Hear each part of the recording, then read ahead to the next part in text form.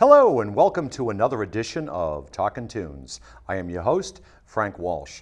And ladies and gentlemen, you are going to be in for a treat today because for you, I have another repeat offender.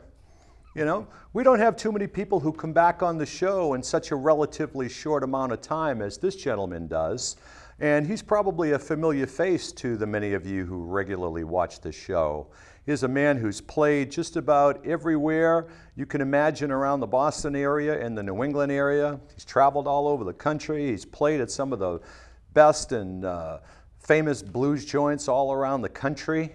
He is a man of wisdom, of opinion, and I'm sure by the end of the show you are going to get to know this gentleman a little bit more. So it gives me great pleasure to introduce to you the great harmonica player, the undaunted Professor Harp. How are you, Professor Harp? Real good. Good. Yeah. Welcome again. Thanks a lot, Frank. Like I said, we don't have too many repeat offenders here, you know, especially in such short a time, you know. Yeah. People usually finish the show and head for the hills. Yeah. Welcome back. Oh, much obliged. So what's been going on since the last time we talked? You have a lot of stuff going on. I know I follow you on Facebook, and you seem to be playing all over the place. So why don't you catch up with the folks at home? And first of all, tell them a little about who you are, and tell them what you've been doing. Well, I'm still out there trying to keep the guys working and everything. Mm-hmm. And that itself is, you know, a bit of a chore, but got to do it. Yep. You know, try to play the blues, you know, everywhere I can, you know, and that's no mean feat nowadays. I know. You know, so. I know you play a lot around this area in general, but you travel around a bit. Well, I have to travel more. Like, you know, I have to go everywhere, really. Yeah. I don't do a whole lot much because there's not much around, really. Mm-hmm. You know, but you have to travel. You know, you have to travel if you want to work. Correct. You know? Yeah. Now, I know that you watch the show a lot, and I know that you happened to see the show that Shorty Billups did. Yeah. And he was talking about some of the state of the music and the state of the blues. And, you know, one of the things that he talked a little bit about is what you just stated, that it's hard to find gigs. And, you know, people don't want to pay a lot for gigs. Right. And sometimes they're undermined by a lot of people who play for free. Yeah. What's your take on that? Well, I won't play for free. Nor should you. I won't play for peanuts because I'm not a monkey. Yep. You know, I don't want to break the bank, but I believe, you know, you should be able to get a fair price for what you do. Mm-hmm. You know, things are really tough nowadays. You know, I think it's really happened since the VCR. Okay. Because with the advent of the VCR, that's interesting. Why do you think? With the advent of the VCR, people could stay home and watch movies, and people wouldn't get out and see live people. Uh-huh. And you got karaoke, you know, that cuts out musicians, you know, live music a lot of. It's just very much like disco did back in the early 70s. Interesting, because especially now today with the social media sites, now that I think of it, you're spawning a thought. With the social media, everybody is filming everything. Cameras going everywhere. Yeah. So you can almost stay home and watch a concert, you know, on your telephone, on Facebook. Yeah. You know, that's exactly what happens. I mean, you know, I've had live performances done, you know, like by people's phones. Uh-huh. More by people's phones than videographers, really, when you look at it. Mm-hmm. You know, but I'd like to see, you know, a return to the old school. I think, you know, so people going out more. You know, another problem is you have that issue with dram shop insurance and drunk driving. Uh-huh. Back in the days when I was, you know, in my 20s, it wasn't as enforced like it is now. Right. So people are afraid to go out, have a couple of beers, and they'll get stopped. You know, and then next thing you know, they're in the hooskow. Yeah. You know. What do you think is the solution, if any, or what would you suggest to get people off the couch or off their phones and into the clubs? You know, if you were made commissioner of the music scene, how would you solve that problem? Well, if I were made the commissioner of the music scene, I don't know a lot of people probably want to shoot me, but you know. I think they want to shoot you even if you weren't the commissioner of the blues scene. That's you know? because I tell it like it is. So exactly. No, but on a serious note, how do you think you can get people off their fannies and out into the clubs? That's really hard. I wish I knew a lot of it. You know, you do what you can. You try to go out there and you tell people where you're going to be, and you do your part to advertise. You can only do so much. I mean, you can't go out and pick out a full 5-page ad in the New York Times when you're playing a little juke joint around here. You're not going to be able to pay for that. You know, but all you can do is just really try, because it's very hard. You know. It's like the old adage: you can lead a horse to water, but you can't make him drink. Right. Now it's hard to lead him to water. That's a very valid point. I think that's something certainly to think about. I know for me, you know, I go out quite a bit, and I enjoy music, and I love it. And there's nothing better than seeing live music. But I know that one of the things that attract me to some of the venues is the fact that the restaurant itself or the club itself will have some specials, you know? Like take, for example, Della Erskine, our good friend Della Erskine, and her jam on Wednesday nights down at the Banner. You know, they have half-price pizza, and they have reasonable food. And I know that's a relatively early night, too. Yeah, it's a relatively early night. And that's another thing we can talk about in a second, is that, you know, her jam starts at 7 o'clock. The Banner puts out half-price pizzas. So people know that they can go there and have a relatively early night and a relatively inexpensive night. Whereas some places where they go, you know, they might have to pay, you know, full price for all their food, buy their drinks, and by the end of the night, it could be somewhat of an expensive night. And as you said, it starts early. And that's another thing that I know keeps me from quite a few jams, is that they start at 9:30. Which in some cases turns into 9:45. Now I know back in the old day that's fine, but I think today with the busyness of the world, people's schedules, people having kids, people running around doing a million things, that's a little prohibitive. So what's your thoughts on maybe moving the times of the jams up to an earlier jams time? And concerts. And concerts. Frankly, I think a lot of jams ought to be, you know, like regulated anyway, because jams, it's a two-edged sword with jams, especially blues jams. It's nice to get people out, you know, and you might find young kids who may be interested in the music and might be able to learn something, you know, just as an aside. Now, at a lot of blues jams, you don't find a whole lot of blues people come in there, but that's a whole nother subject. But one thing about jams, a lot of times it takes away from actual band music. In other words, you know, a lot of clubs think it's cheaper just to have a jam than to hire a band.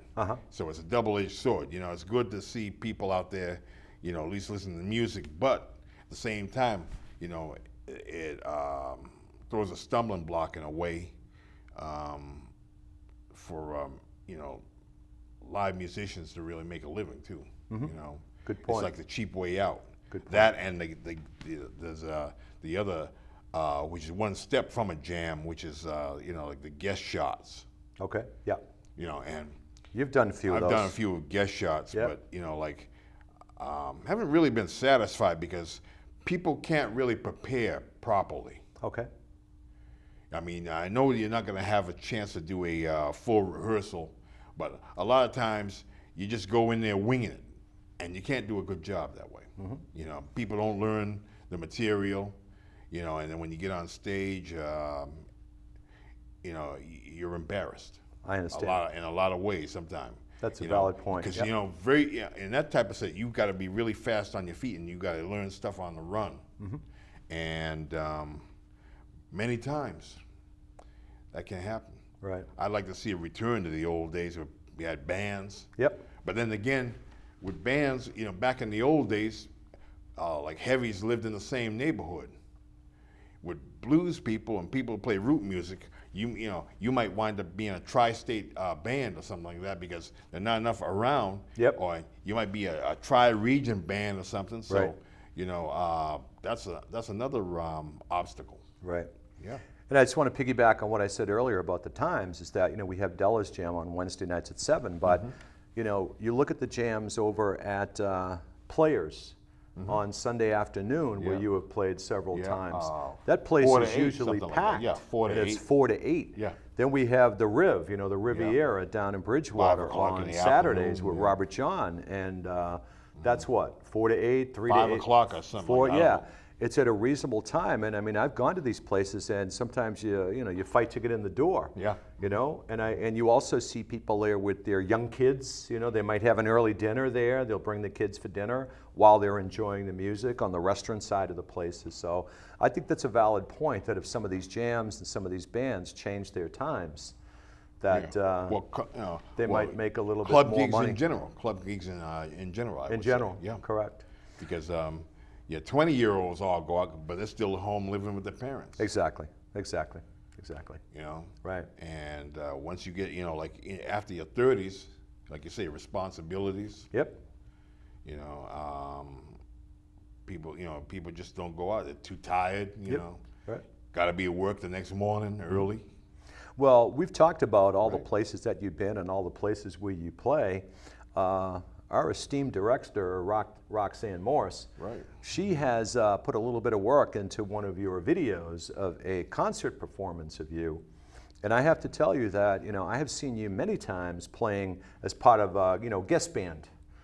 But I think the real Hugh Holmes comes out is when you're with your own band. Yeah. You're able to set up there nice and tight. Right. You get, who is it? You got Doug Banks, not Doug, you got... well, I use different rhythm sections. Yeah, different, buddy. I know you had Banks on the drums. I've used him many times. I use a lot of guys out in Western Mass. I try to use guys like Tom Terry and Jason Arnold, those guys. Great band. I may be doing a thing with Livia Pop, at some point. Yep, cool. Because you have to, because everybody's playing in 18 different bands. Yep. So you have to have, almost like a stable, Yep. I can see wearing a big floppy hat. If I had big, high heels again, like the 70s, take that for what that's worth. That's funny. That's funny. You really have to do that. So, the band I had was a regular band, or as regular as you could get. My guitar player, Tom Williams. Tom Williams, yep. I told you was like the closest thing to Steve Cropper around these parts. Yep. And Bruce Thomas, now playing with Young Neil. Yep, and the Vipers, yep. And on bass, and then various drummers, I believe, on that gig I was using a guy named Dan Bungie, but I use a lot of guys, but the key is to have people that really know how to really play the root music. Yeah. So I try to keep, as consistent as possible as you can be nowadays. Cool. Well, Roxanne in the booth, if you are ready, let the folks at home hear a little of Hugh Holmes and his band. Yeah, Plymouth Blues Festival, I believe it was, about 5 or 6 years ago, something like that. Yep.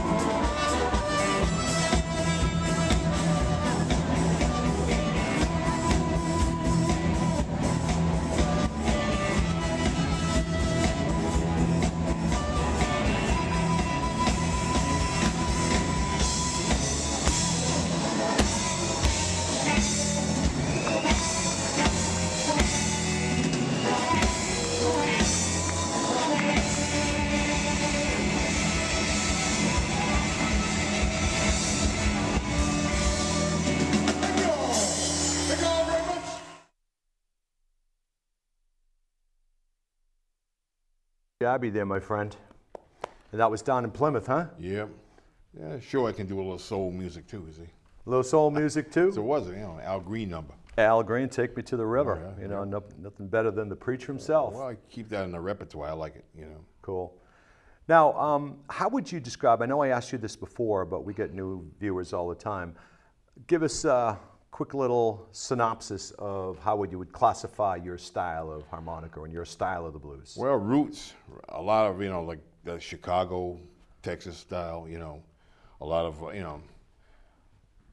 very, I would say I'm a roots player because I like playing rock and roots, rock and roll, and some soul as well as the blues. But I like mine raw edge. You notice I always play with a stripped down band. That's the happiest I'm with.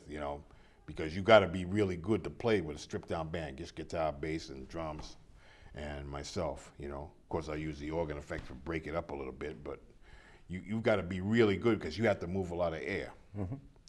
So I try to do that. Now, how much practice do you still need? I mean, you've been playing. I still need to go out there and do it. You played at the Last Supper. Yeah, right. I still need to be out there and do it. How do you practice? How much practice do you put in? I try to do. I'm not like I don't put out a lot of practice in like 8 hours a day. Right. I do what I feel. I go out and play. Been going out to jams, sitting in with selectively. Okay. And try to do things and just listen, go out and listen to everything, Mm-hmm. Still, just go out there and just try to do it, really. That's how I like to do it. Now, I know that, you play a variety of different styles and you make that thing sing. Are there any things with the harmonica, any tones or rhythms or tricks or anything that you have not done or hope to do that maybe you just haven't done yet? I mean, I'm still trying to do blues and R&B and rock and roll right. Uh-huh. So I just try to do it. Well, they'll have a chance, next week because I have to have my band doing the place called the Sandbar in Taunton. Great venue, folks. Get out there. Thursday the 25th, 7:30. Me and my guys will be down there. And we'll play some blues down there for you. And that's at the Sandbar in right in Taunton. Yep. And what time are you going to start? 7:30 p.m. 7:30. Nice early night for the old folks. So, we just saw you on film playing in front of a huge audience. I see that you just picked up your little harp there. Yep. What are you going to play for us now? Well, that's how I do it. How I would normally do a shuffle, Okay. So I picked up from old guys like Walter Horton and Little Walter and everything. I just try to put my own spin on everything I've learned, Okay. So it'd be something like this.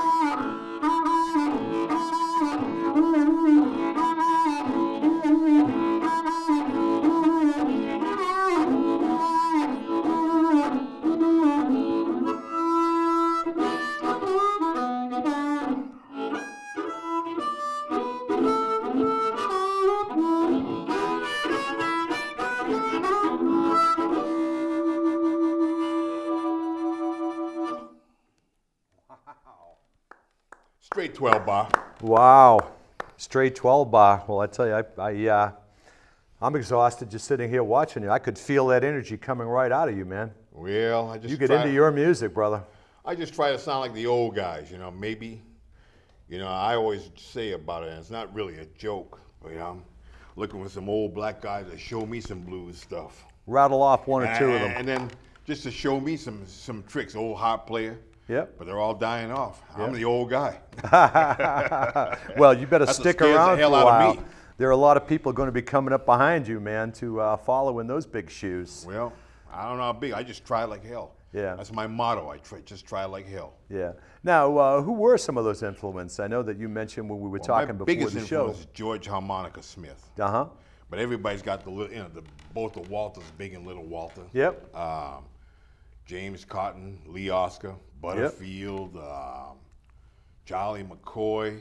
He does a nice stuff, country stuff. But he can play blues now, too. Mm-hmm.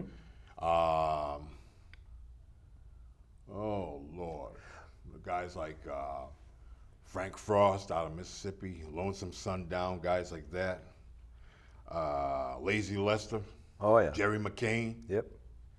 What do you think of some of the harmonica players today, the new generation, people who have come up over the last 10 years, 20 years, and they're still cutting their teeth, and some of them have made quite a name for themselves, like a Jason Ritchie, is a guy who's probably late 30s, early 40s, considered one of the preeminent harmonica players in the world. Yeah.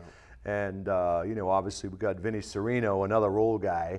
What do you think of some of these young whippersnappers who might be coming up? People you hear in clubs, people who are trying to follow in the footsteps of guys like you and the Masters?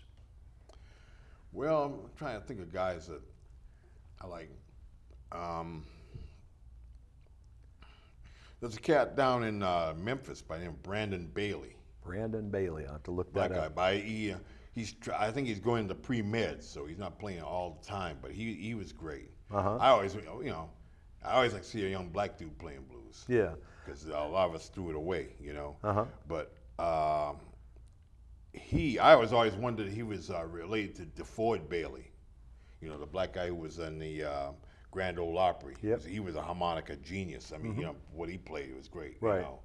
So I still try to pick up stuff like that. Right. Like the Sonny Boy stuff. Sonny Boy Williamson. Both of them, 1 and 2. I listen to that, but right.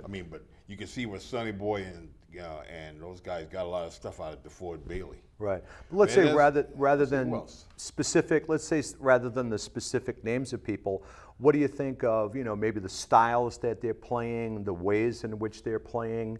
Are they doing anything new, anything different? Well, a lot of guys are. Like Richie does a lot of overblowing.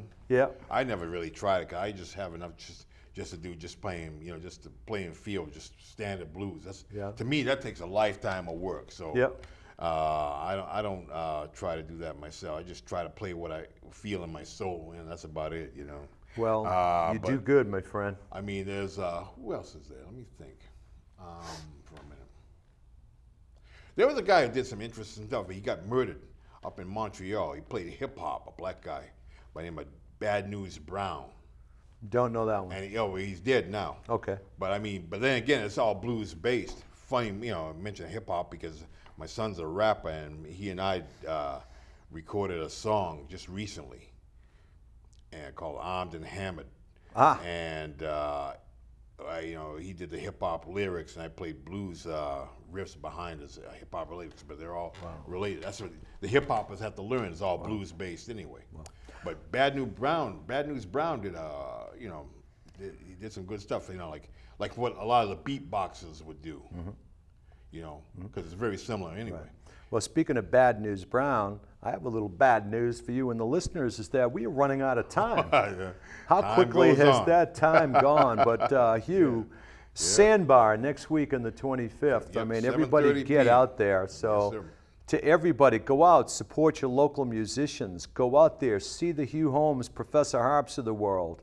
Support them. Yep, Roxanne everybody. Morse in the booth, thank you for your work today. Hugh Holmes, the much undaunted obliged. Professor Harp, thank you for being right. here. And as always, folks, I am Frank Walsh. Tune in and tune on. Wow, did that Drop fly? it.